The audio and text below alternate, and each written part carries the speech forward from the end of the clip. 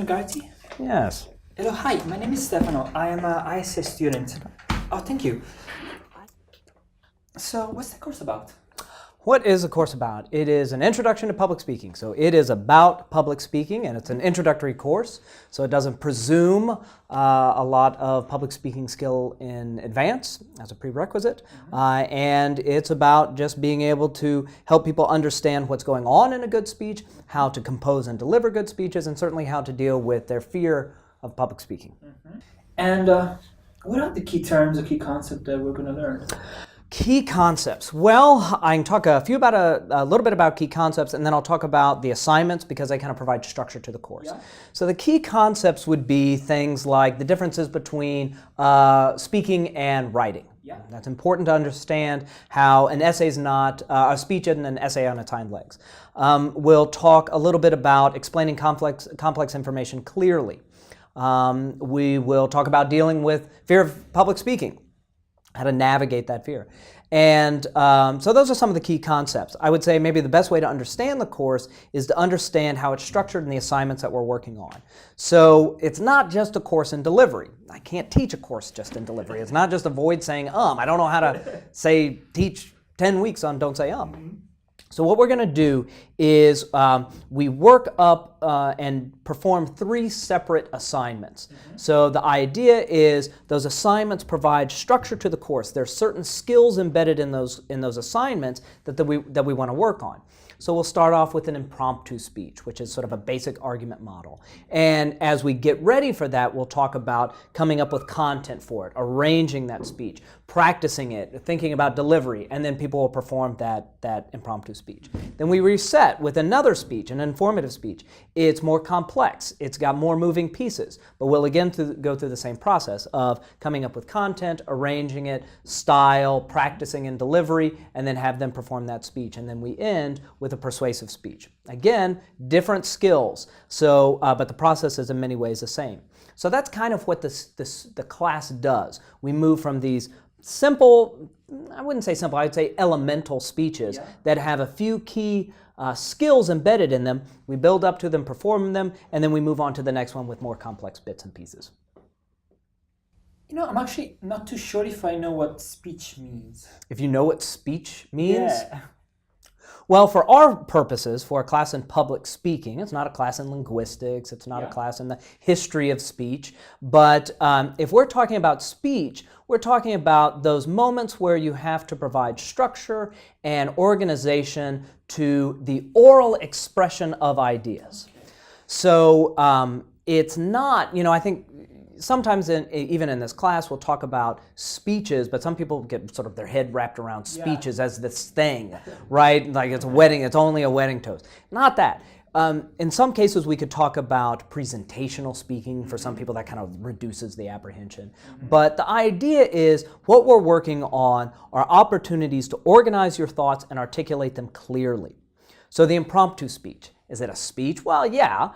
You will record the speech, we'll watch the speech, provide feedback from me and from your peers on this speech, but it's the same type of thing that you would use probably in an interview situation. Because it's about being able to be on point with your responses. When you go on for a business interview, are you giving a speech? Probably not. You wouldn't think of it in that way. But it is the same goal of being able to organize your thoughts and articulate them well. So in many ways, if people sort of get their heads wrapped around the very word speech, don't. It should be really more about thinking in terms of communication and being able to express oneself in an organized and effective way. And why are you teaching this course? How did you end up teaching it? How did I end up teaching, 2 answers. How did I end up teaching public speaking, and then how did I end up teaching it online? Yes. So, how did I end up teaching public speaking? Long background. I come from a performance family. I got started in radio when I was a kid and then went into television and did comedy. And so it's just something I've always been interested in. And I competed in speech. I coached speech. I wrote a dissertation on the teaching of public speaking. So how did I end up teaching a public speaking course? It's what I've done most of my adult life and beyond, even before that. So it's just something I love, and I love teaching. And I love teaching it for a lot of reasons. One, I think having better communication is just a primary good. Would society be better if we had more clear communication? But also because so many people are afraid of public speaking, and quite honestly, some aren't as good as they could be. And so there's a tradition that I've inherited, a rhetorical approach to public speaking.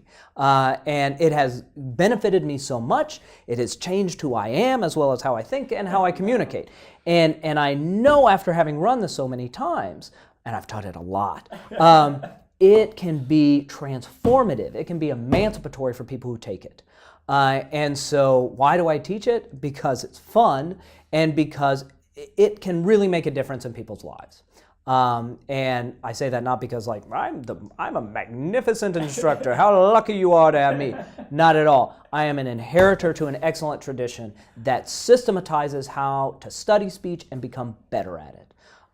So since I think it's so important, the opportunity to teach it online beyond the confines of this physical place, why wouldn't I take that up, right? It's just it's a wonderful opportunity. And what are your feelings about online teaching and online learning? What do you think about it? Well, what are my thoughts on it? I would say my thoughts are it can be an absolutely wonderful experience, and it's an essential part of the extension and outreach mission of the university. As a public university, we should be doing all that we can to educate the public. And so online education is one of the most recent and possibly one of the most powerful tools in that arsenal to advance that mission. Now, in many ways, this would be I teach lots of other classes that I would maybe call more content classes as opposed to skills classes. Public speaking is a skills class. It's about how each individual student develops certain capacities, okay? Can they explain evidence better at the end of 10 weeks than they could at the beginning? So content classes usually are fine on online platforms. Right? If I teach the history of rhetoric, you're sitting and listening to me prattle on about Quintilian or whoever in lecture hall, or watching it online where you can speed me up. So online is probably even better. Or you can skip past. So in that sense, those content classes, I think, sort of transition easily onto the online platform. Skills classes, this is sort of new terrain. There have been online public speaking classes, to be certain, but it requires us to think differently about how people are practicing and refining that skill. So for something like public speaking, having it online can be, on the one hand, better than it ever would be in class. Why? There are some people who are so afraid of public speaking, so apprehensive, that they will never come into my classroom. They are the ones who need an opportunity to engage the material more than anyone else. And they may be far more likely to do so in an online environment where they can practice at home and then maybe go into a physical classroom, or then maybe go and deliver that speech somewhere else. So in some ways, it is outstanding. In other ways, I got to think creatively, because one of the things that I know is going to help people get better is just more exposure to live audiences. And so in moving this online, we're thinking increasingly about, well, what does that look like? But to be fair, increasingly public speaking is not what it was 10 years ago, 50 years ago, a millennia ago. You've got online, Skype business meetings. Well, do you need to be clear in that sort of situation? You bet you need to be clear in that situation. Is that audience physically co-present? No, they are not. And so in moving a public speaking class online, it's thinking in terms of what are the speaking situations that people are going to find themselves in, and how can we provide exposure to those genres, as well as what are the skills that are going to translate across various genres, whether or not you're standing in front of a live audience or whether or not you're online. Yeah. Well, that was very helpful. Thank you very much. It was a pleasure to meet you. Pleasure to meet you as well. Thank you, and you have a beautiful day. You as well. Thank you. Bye-bye.